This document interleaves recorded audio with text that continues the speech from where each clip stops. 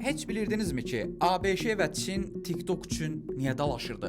Əslində Birləşmiş Ştatların qətiyyətlə TikToku Amerikada blok etmək istəyi məhz ABŞ vətəndaşlarının məlumatlarının TikTok vasitəsilə Çin serverlərində saxlanılması iddiası idi. Elə başqa ölkənin serverlərində məlumatların saxlanılması məsələsi də Çinin Google, Facebook, WhatsApp, Instagram kimi platformaları öz ölkəsində qadağan etməsinə səbəb olmuşdu. Müasir dövrdə böyük dövlətlərin əsas mübarizəsi öz ölkə vətəndaşlarının məlumatlarını kənara verməmək və bacardığı qədər başqa istifadəçilərin məlumatlarını özündə saxlamaq üzərindədir. Buna bir növ data müharibəsi də deyə bilərik. Bəs Azərbaycanda hər hansısa bir layihə, startup, elektron xidmət yaradan zaman istifadəçilərin məlumatlarını ölkədə necə saxlamaq olar? Bunun üçün Azin Telekomun təqdim etdiyi Azin Cloud bulut əlli köməyimizə çata bilər. Çünki bu servisin texniki təminatı məhz Azərbaycanda yerləşir. Əslində bulut əllini bəsit və başa düşülən formada hosting terminindən izah edə bilərəm. Çünki hələ 2000-ci illərdən internetdən anlayışı olanlar hostingin nə olduğunu yaxşı bilirlər. Bulut əlləri ən sadə dildə desəm, hostingin daha ağıllı və avtomatlaşdırılmış versiyasıdır.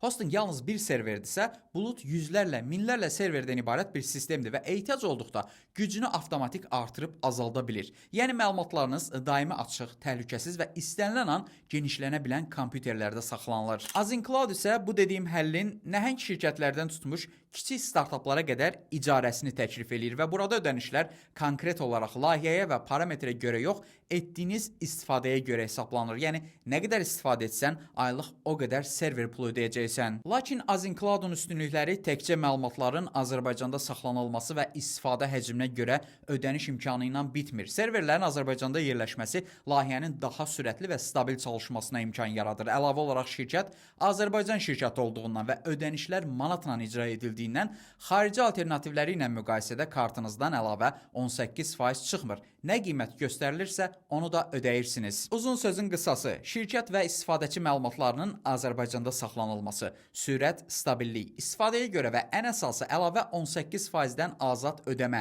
Azərbaycan dilində interfeys və Azərbaycan dilində 7/24 dəstək xidməti Azin Cloud-u AWS, Azure, Google Cloud kimi nəhəng rəqiblərinin yanında yaxşı bir yerli alternativə çevirir. Xüsusi olaraq qeyd edeyim ki, Azin Cloud Azərbaycanda hökumət buludunu, yəni bütün dövlətin və vətəndaşların elektron məlumatlarının ölkə ərazisində yerləşməsini təmin edən əsas operator Azin Telekoma məxsusdur. Bu qurum məhz Azin Cloud-la vətəndaşlara, bizneslərə, sahibkarlara öz internet layihə və istifadəçi məlumatlarını ölkə ərazisində Azərbaycanda saxlamağa imkan yaradır. Bəs siz Azin Cloud istifadə etmisiniz? Əgər etmisinizsə, rəydə təcrübələrinizi bizimlə bölüşün və daha çox belə məlumat üçün kanalımıza abunə olmağı unutmayın.